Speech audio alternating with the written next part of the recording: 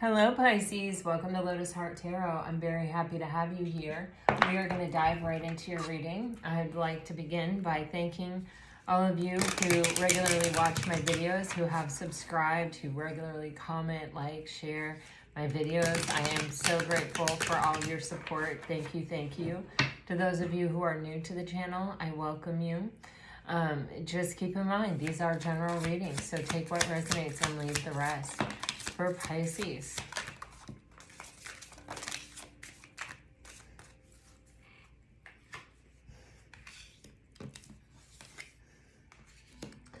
gosh, you guys keep getting the snake energy in every deck. You know, Pisces, it feels like things are going really well for you. You may have a bit of a trip coming up. For some of you, I'm just getting, it's like a small trip, you know, like a couple hours or something like that. I don't know what this is, but I'm getting like, for some of you, this is like a short distance. For others of you, it is like a full-on vacation or a full-on trip, you know, a great distance of travel.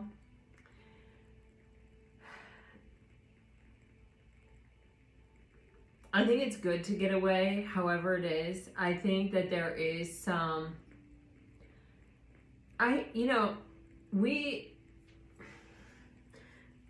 don't know if you want to say absorb the energy around us, but it feels like, Pisces, it's good for you to get away, or it's good for you to put some distance between you and like a certain group of people, or maybe even like a staycation where you just stay home, but you kind of just relax and purge your energy, or, you know, just sort of release some of the things that you've been holding on to.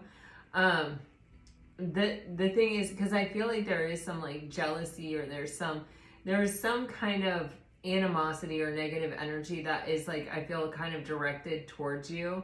And, you know, you can protect your energy and you can ask that your energy be protected. I don't think that someone is like obviously coming at you, although for some of you it may be manifesting that way, or it may be something that is coming to the light. Eclipses do reveal things like that.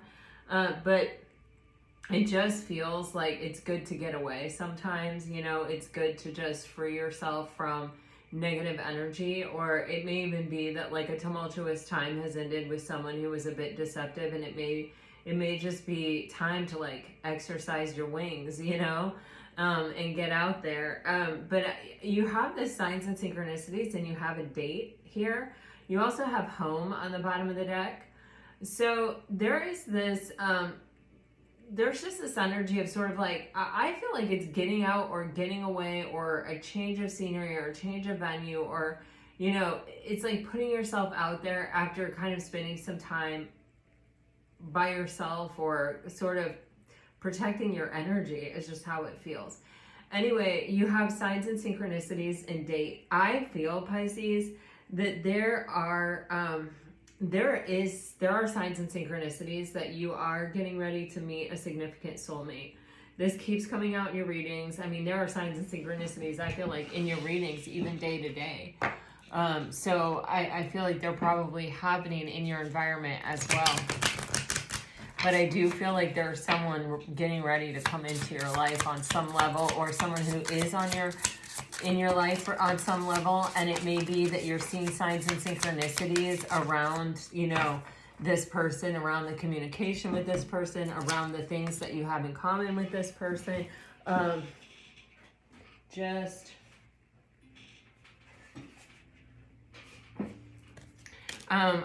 I like honestly just saw a rainbow. So like, I don't know, maybe you saw a rainbow like on a date, or when you were getting ready for a date, or you saw a rainbow the day that you met this person, or I don't know. I just saw like a rainbow, like a legitimate rainbow in the clouds kind of rainbow. So I don't know what that's about. Man, some of you, I feel like there is some kind of, there's a compatibility here. There's an ease of being. There's a sense of like, I just get you, or like everything that you're saying to me makes sense. You know, I'm not filtering through a bunch of things. I'm I can just be present. I feel the energy of kind of laughing a little bit, or just there's an ease of being where normally maybe it's a little awkward or uncomfortable. It just feels like, oh wow, we have that in common too. Like it's that kind of energy. I feel like there is an energy of being hopeful and optimistic about whatever this is. It doesn't mean getting attached to any ideas of an outcome or, you know, putting any pressure on the situation, but it is just like, I'm grateful for the time that I'm spending with you, and I can see this unfolding in a deeper, bigger way. For some of you, this is someone coming back around. You have reunion here. But for others of you, I definitely feel a sense of new, a sense of getting to know each other, a sense of I feel something unfolding, but it's unfolding in a way of just like, I cannot believe the compatibility is what it really feels like. So I don't know, I think it's leading toward something deeper.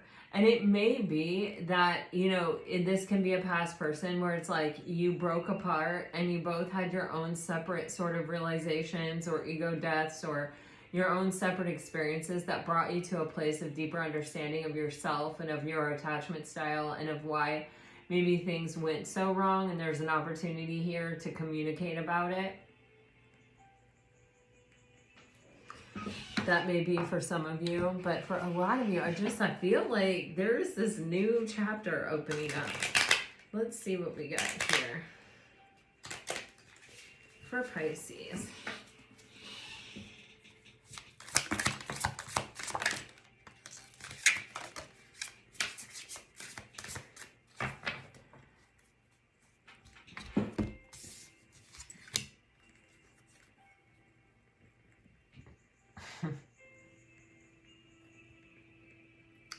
This is very interesting. You have police station, you have fucked up over you, and you have side hustle, and then you have happily single on the bottom of the deck. For some of you, maybe you are a police officer, or maybe you're dating a police officer or someone associated with the law. I'm going to clarify it, but like for others of you, it honestly feels like something came to a screeching halt. It's like, I can't overlook what's wrong here anymore. It's like, I have to sort of, you know, acknowledge what it is, and kind of face the consequences, or like kind of deal with it. So it feels like something that came to a screeching halt in a kind of a negative way. It's like it's on fire. You know, it's like it's gone so bad and so wrong that, you know, it's we can't run from the truth anymore, kind of energy.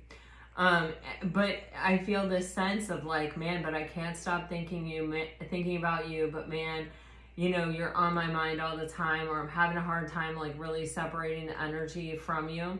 And then you have this side hustle energy, which is really giving me like 8 of Pentacles kind of vibes, where it's like, okay, because this is making me crazy, but it also because it got to a place where I know what I know. I know that it was toxic. I know that it wasn't good for me. I know that it was time that we faced the truth. I know that there was almost like even something inevitable that was like blowing up, or you know what I mean? It's like sirens, lights, blowing up kind of energy that, you know, we just can't ignore or pretend didn't happen, you know? And it's like, even though I'm still craving you, or you know, I still feel bonded to you, or for some reason, whatever it is, I'm still longing for the situation.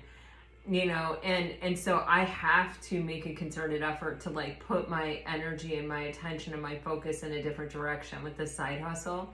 So it may be that like I'm really putting the work in on myself. It may be that I'm actually like focused on money and on really, building some kind of wealth, or getting myself to a certain place of stability and security. But with the happily single, it's like there's this energy of just getting to a place where, you know, life is just feeling less stressful. You're setting goals, you're achieving your goals, you're career focused, or you're making progress. And it's like there's a joy, there's an ease of being, there's a freedom involved in that. It may even be that now, you know, you've worked hard and you've saved money and now you're going on a trip, or you know what I mean?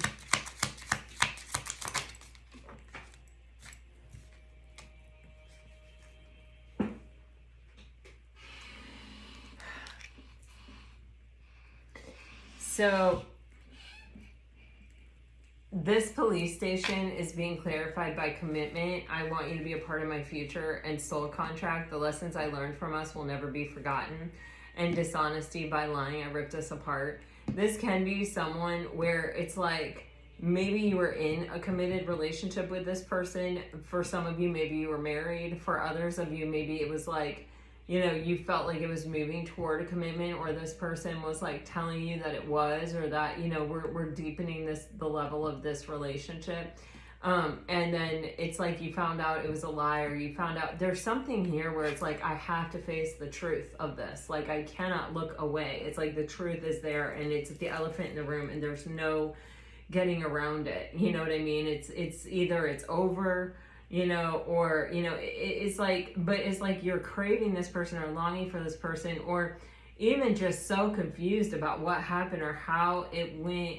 It seemed like it was going one direction, then it completely went a different direction. That it's like this person is consuming your thoughts. And it may even just be where it's like, you know, if we feel we got played, or if we feel like something doesn't make sense, it's like our mind can get fixated on it. And our mind can keep bringing us back, but this doesn't make sense, but this doesn't make sense, or why do I still feel this way if this person treated me this way, or, you know, da da da da da da da da da, you know, and it just, with that police station, it just feels like it's time to just face it. It is time to kind of rip the Band-Aid off. And it feels like there is no other option here. But there is, with the soul contract coming out, this recognition that, you know, there is a lesson here, and we're never going back. Like, we learned the lesson and we're never going back. And that lesson is a gift. And it kind of leaves you with you to sort of figure something out here. It may even be like leaning into the shadows, or sort of acknowledging your own trauma, or your own pain, or your own hurt, or letting it come up, letting yourself release it. Yeah, oh my God. So then you have mend, I want to fix our connection, conversation, I want to call and hear your voice, and ego, I let my pride get in the way of our connection. For some of you, this really may legitimately be someone from your past who is like reaching out to try to like mend things. But for others of you, it's like, why do I feel like I want to fix things with someone who treated me so badly? Like, why is that? How is that even possible? Or why do I feel like I'm experiencing such a loss when everything that I'm looking at, everything that I'm seeing is just showing me that this person was completely in their ego, and that, you know, they didn't maybe care, or they didn't value me. They didn't value the connection. They didn't value what we had here.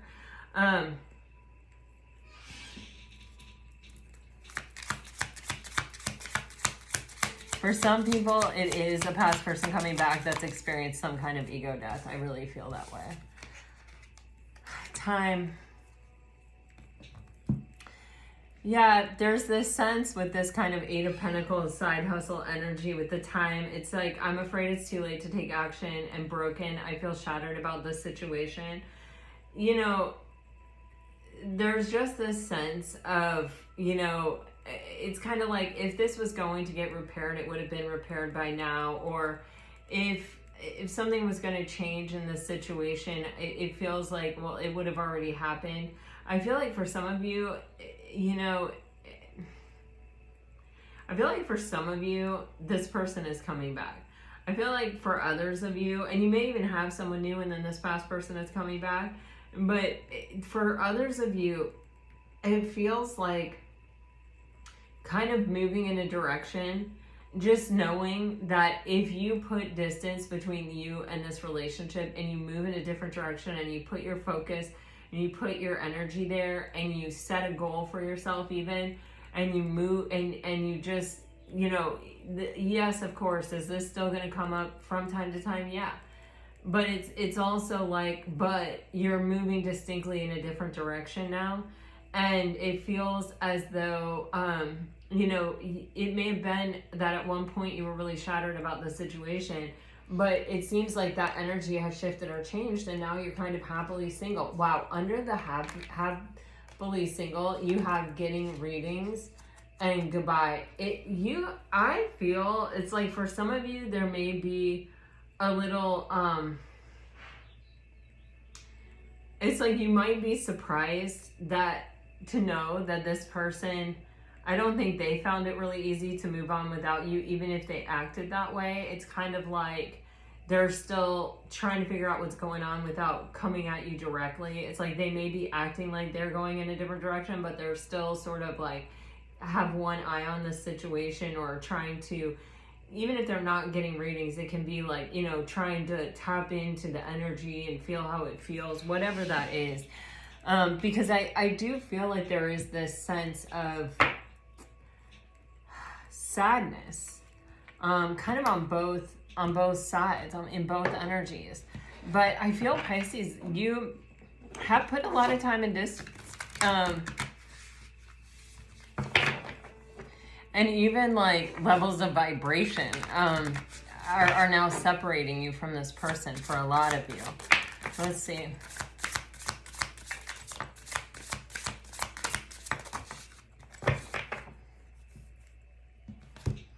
You definitely have communication coming in. You've got Strength card, Six of Cups, World card, Magician, Knight of Swords.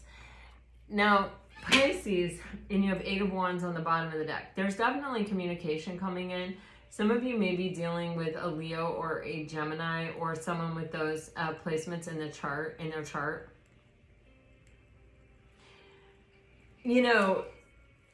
The strength can be, it's where we overcome lower vibrational aspects of ourselves. And that's what it sort of feels like this past relationship, or the past phase of this relationship, really brought up for you. It's like it exposed to you something where it's like, I can still want something that I know is not good for me.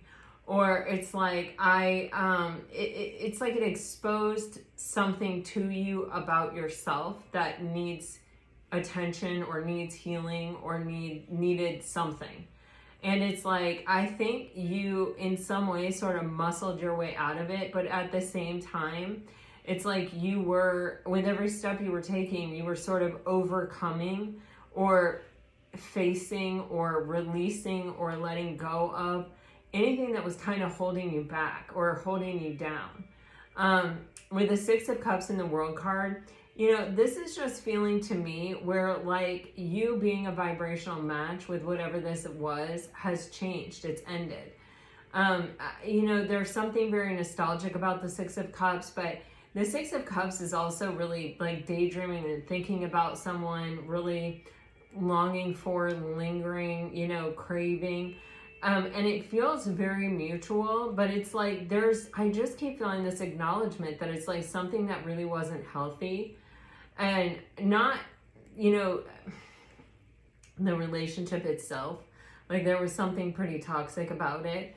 And it feels like there's some awakening to something that is within you that kind of brings this up for you, or gives you many chances to make a different choice. What is the World card? The World card is where we close out a cycle. And how do we close a cycle? By making a different choice. And sometimes we'll repeat a cycle over and over and over again with different people, or even the same person, until we're really willing to say, no more. Let me figure this out. Let me stop for a minute. Let me uncover this. Of course it's easiest to just keep going on the path we're on in life. It's easier, but it's harder. And that's the thing, is in the moment it seems easier, because that is our natural, choice, is to keep doing what we've always done. That's the easy choice. That's the natural choice. That's the path of least resistance. It's like, oh, but I've been doing this for so long, you know what I mean? And sometimes you don't even put that much thought into it. Sometimes it's almost like autonomic, like it almost happens on its own, because that's just how you respond to things. But with the World card here, it's like saying, I need to stop the bleeding. I need to stop repeating this past situation. What is it within me that is a vibrational match? What is it within me that is attracting or aligning with this past energy? And it doesn't mean that, like, if this person is cruel, that you have something cruel within you. I mean, it can be, but that's not necessarily what it is. It can be that that's what you really think you deserve. If you uncover it all, if you unbury it all, it's like at the core of it, it's like that's all you've ever known. And so there's some part of you that believes that maybe that's just what you deserve, and that's just this lot in life. This is an opportunity for you to uncover it and to see it and to acknowledge it and to release it and to finish that cycle and never repeat it again. And we see when you go from the World card to the Magician card, this is like letting go of something that's been disempowering, that has sort of prevented you from understanding that you had all these tools at your disposal this whole time, and that you were strong enough and that you were capable and that you did have all of this, you know, that you could stand in your power, and you could change the rest of your life. You could change your trajectory. You have those tools within you always. And when the Magician is like, I'm stepping into my power. I'm choosing to look at the tools that I have to defeat the things that make me feel defeated, and to make me overcome the things, to help me overcome the things that are keeping me trapped in things that are lower vibrational and toxic, and they're not taking me to the places that I want to go. So you move from the Magician into the Knight of Swords energy, which is like, okay, you know, I'm moving on this. You know, I've got these tools and I'm moving on this. Like, there is this energy, again, of sort of putting as much distance between you and this past experience or this past cycle, and sort of trying to, I don't even want to say trying to, because I don't get the sense that it's trying to. I feel like it's actually doing. You know, it's like operating off this new truth that you have. It's sort of catapulting you forward quickly. The Knight of Swords and the Eight of Wands is a very fast, both of them are very, very, very fast energies. And both of them talk about movement without obstacle, without anything stopping you. And, you know, in the Eight of Wands, it is a matter of success and victory. You know, it is something that is taking you to the place that you want to go. And with the Eight of Wands and the Strength card, this can be toward an actual soulmate that may be representational of a healthier part of you, a new cycle, a new opportunity. Because, you know, with the Eight of Wands, we call that Cupid's arrow card. And with the Strength card, this can be a deep soulmate.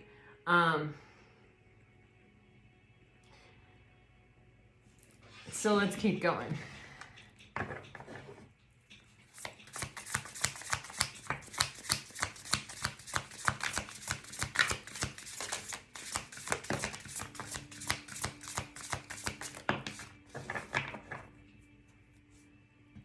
Yeah.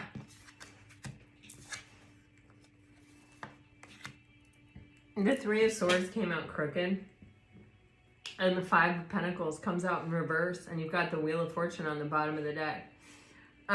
Suffering changes us, you know. And I heard, let it be for the better. Let it be for the positive. You know, take those lessons and let them fuel you forward. Let it catapult you to your dreams. You know, with the Five of Pentacles, this is, you know, the Five of Pentacles, it always feels to me so connected to our childhoods.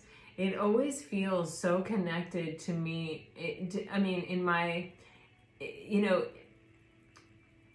the way that I feel energy, it's like something that has been a part of us for so long, a belief, a fear that has been a part of us for so long that you can almost see it in your material life, in the things that are missing from your material life.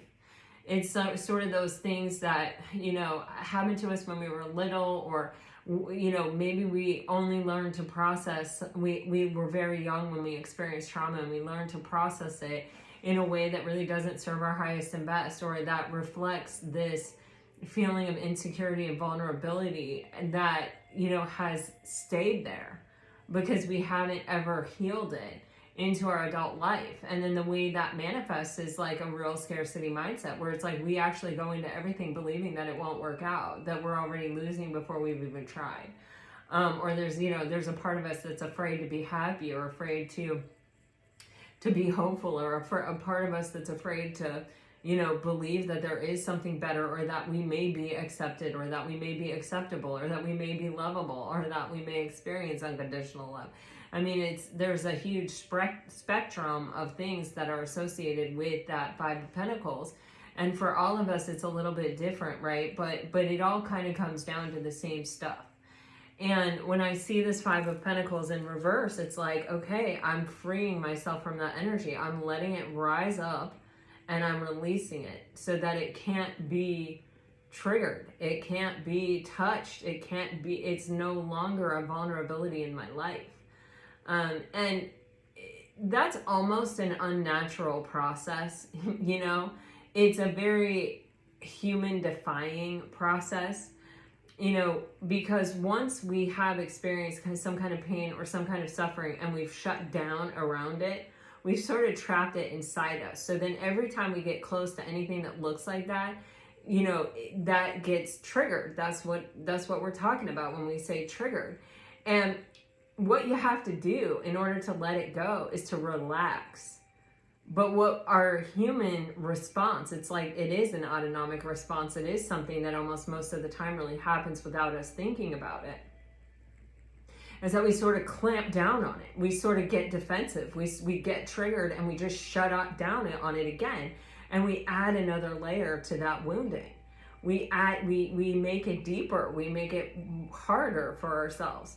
And so what we have to do in those moments is breathe and tell ourselves to relax, and just because what will happen if we do that is not only will the thing that's in front of us dissipate, but what we have been carrying inside us will release. It will move out. It will let go, because we've overcome it, because we're making a different choice when faced with the same kind of catalyst. You see what I'm saying?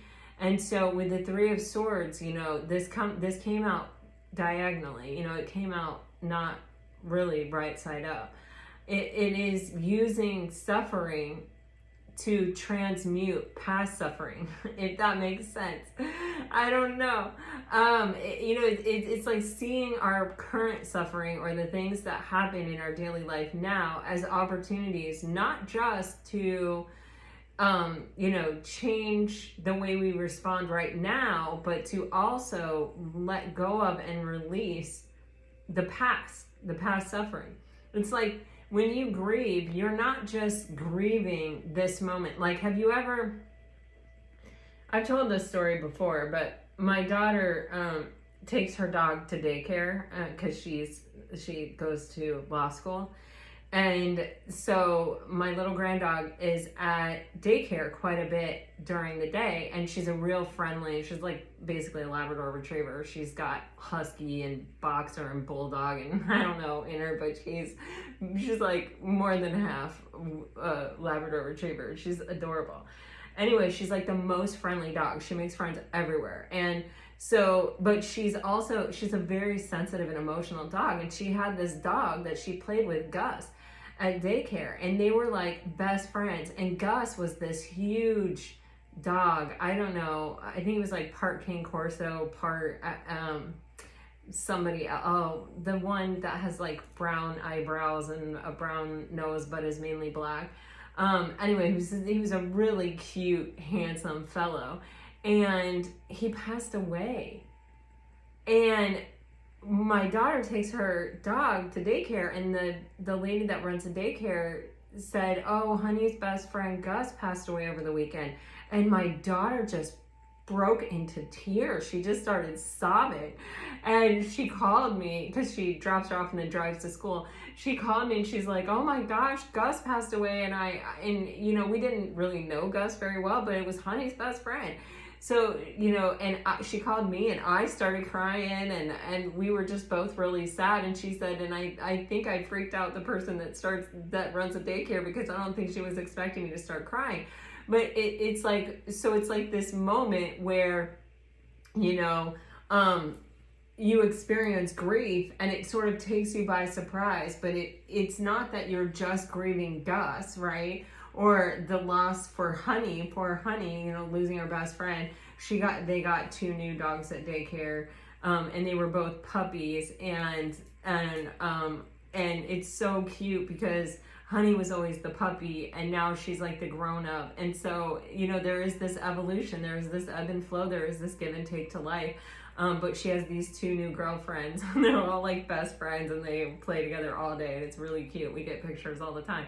But the thing is, what I'm trying to tell you is you're not just grieving Gus. There's just all of this other stuff that comes up with it. You know, once you sort of allow that floodgate to open, you know, once you allow your emotion to move through your body, you're not just letting go of the grief for what has just happened, but you're letting go of all the grief that is in your body. And it's the same way with this suffering and letting go of the things that get triggered within us, and the burdens and the hurt and the suffering that we're carrying within us. When we face the situation, so opening up to grief, right, is allowing the dam to break, is allowing the tears to flow. Opening up to the suffering it's not saying, it's allowing yourself to relax. It's allowing yourself to open up to the present experience and to say, okay, you know, this is an opportunity for growth. Instead of clamping down on it, tensing up, getting defensive and reacting and being triggered, you know? And so when we do that, when we relax instead, we just let all that stuff come up. Anything that's ready to be let go of comes up at that point. And it continues to come up. And this creates a big Wheel of Fortune moment of change in our life. Because those things that at one time triggered us are now something that are a source of, wow, look how far I've come. Look how much I've grown. You've alchemized, you've transmuted that original origin story, that original wound, into something that is kind of a testament to your own strength and to your own ability to be the alchemist, hence the Strength card and the Magician. And I definitely know this is your message because you have the 3 of Swords and the 5 of Pentacles in reverse with the Wheel of Fortune here, which is saying, you know, you are transmuting this, and this is all happening at this time for a reason. It is preparing you for something. Watch for the signs and synchronicities. You have something major coming in, Pisces. All right. And you have a better chance of success here because you're doing this. Oh my God. So 6 of Pentacles, King of Pentacles, Tower. You've got somebody coming in who is capable of actually showing up for you, Pisces. Someone who is strong, who is stable, who's reliable, who's abundant, who's ready to commit, who believes in reciprocity, who is a vibrational match for you. And with the Tower on the bottom of the deck, of course, I'll take one on that Tower, but you know, it's saying to me, it drops in out of nowhere. You know, it falls out of the sky into your lap kind of energy. For some of you, this moment may have already happened.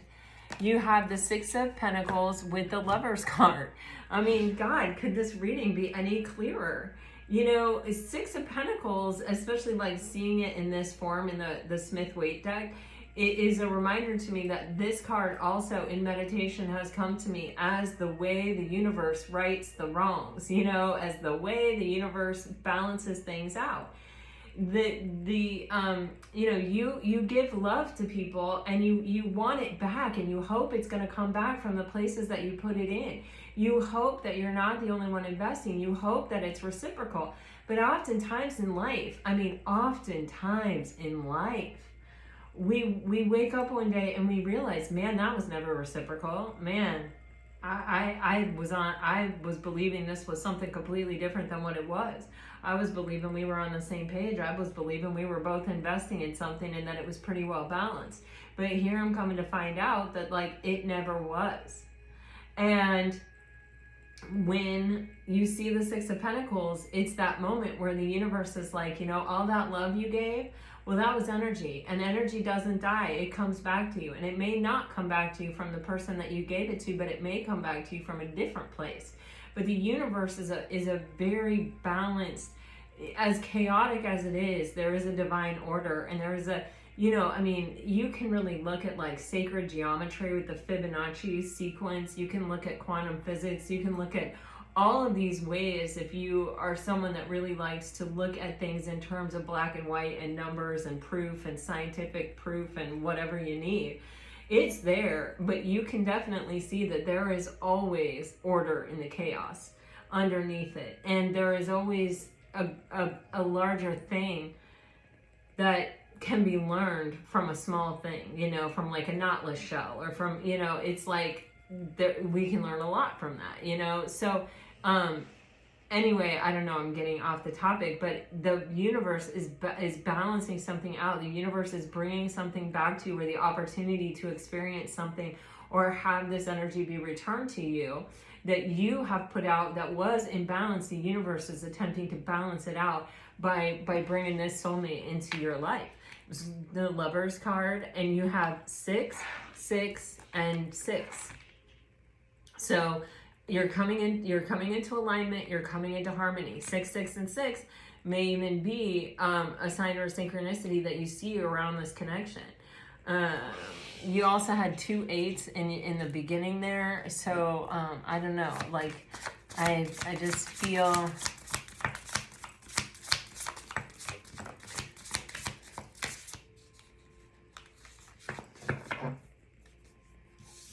look at that High Priestess with her wings. I love the High Priestess in this card. Let me show it to you. That's you, Pisces. Man, and underneath that's justice. Another way of the universe letting you know that things do balance out. You know, sometimes they get really off kilter, sometimes they get real lopsided, and sometimes they do this, right? But man, it always ends up balancing out. You're getting the 2 of Swords with the 9 of Wands with the High Priestess here. There's an energy here, Pisces, where, you know, it's okay to kind of go within. It's okay to kind of pull all your resources and all your energy back home when you're wounded, when you're suffering, when you're trying to end a cycle, when you're, you know, when your intuition sort of guides you in that direction. There's nothing wrong with it. It's a very good, solid path to take when you feel like you need to. And with the 2 of Swords and the 9 of Wands, it's like, man, I've just taken it time after time after time after time after time, and I'm still standing, but how many times can I take it and still stand?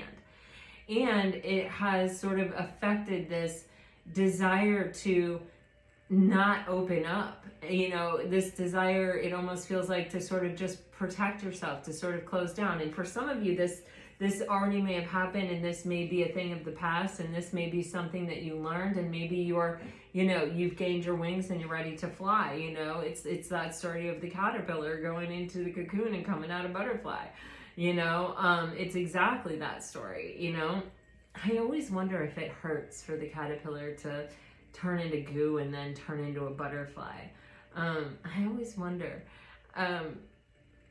what really happens there. You know, I've seen, like just this morning I saw that mushrooms communicate with each other, and they basically have like a 2-year-old vocabulary with each other. They've done studies in England about it, and you know, the trees communicate, and all these things communicate. And so what is the story of the caterpillar? Has anybody studied that? I would really like to know. I'm very curious. If you know, tell me. But there's just this thing where it's like sometimes you need a moment like that. And when you take it, when you listen to your intuition and you listen to where it's guiding you or what it's telling you, you'll come out the other side having used that time to its highest and best. You know, having released that wounding, having letting go of that triggering, having prepared yourself for what you didn't even know was on the other side, which seems like a brand new soulmate, someone who really is capable, someone who really is able to show up and be solid and stable for you, Pisces. But it's like there's no pressure. So wherever you are on this timeline, if you're heading into the cocoon, if you're coming out of the cocoon, if you're, you know, in the cocoon, you know, there's just this energy of no pressure on yourself. Trust your intuition, trust your instinct to protect your energy, trust all of it. You know, but don't ever give up with the 9 of Wands. Just don't give up. Just don't quit. Just keep going, you know? So I'm going to do one more round. I do feel like you have a very strong soulmate coming in, and I think they come in after a period of really protecting yourself, really protecting your energy, really letting go of old wounds and core beliefs that weren't serving your highest and best good.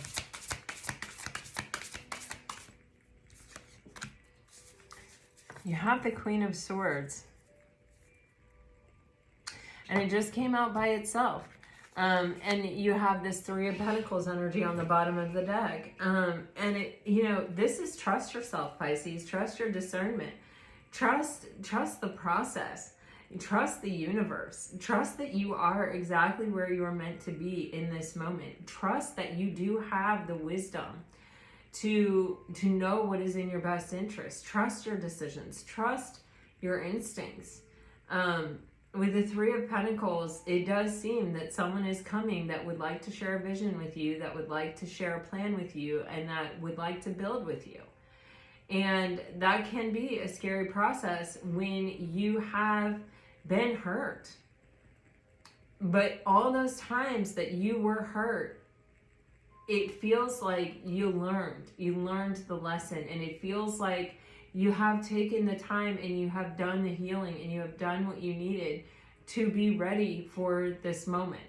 And now there's nothing left here but to trust yourself and to trust your intuition and your decision-making process and your instincts around who to work with and who not to work with based on the hard lessons that you've learned and the healing that you've done. You're a different person now, you know? You're capable of transmuting suffering into happiness and prosperity and enlightenment and growth. And it's pretty beautiful, honestly, the energy of this reading. So I do think you're getting this opportunity. I do think they're coming in. I do think that, you know, anytime you're in that first relationship after you've been hurt before, you know, recognize that there are things that may feel like they're triggering you or that may even trigger you. Relax. Trust yourself. Trust the universe and relax. All right, let me get you some messages.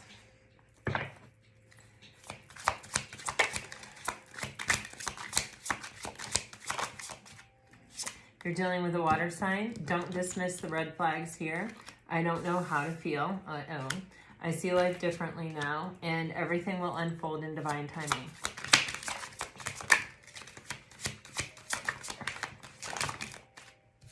My God, if you're dealing with a fire sign, we will be together again. I want to feel that way again. I do love you. You've done the work. Abundance flows to you now. Does this situation align with your values and morals? Try something you've never done before, and someone is secretly yearning for you. All right, if you're dealing with an earth sign, you're getting, we need to let each other go. I am waiting patiently. I want to make amends. And working less will help strengthen your relationship. And if you are dealing with an air sign, my dear sweet Pisces, you are getting, this relationship is moving toward a sacred union. I replay our conversations over and over. I feel so happy with you. I have trouble with intimacy, and some distance will bring clarity. This is what I have for you guys today. I really hope it helps. I hope it brought you some peace and clarity. I'm sending you guys off with all my very best. Please take care of yourselves. Be safe. Be well. And I'll see you back here. Until next time, all my best. Always, always. Bye-bye.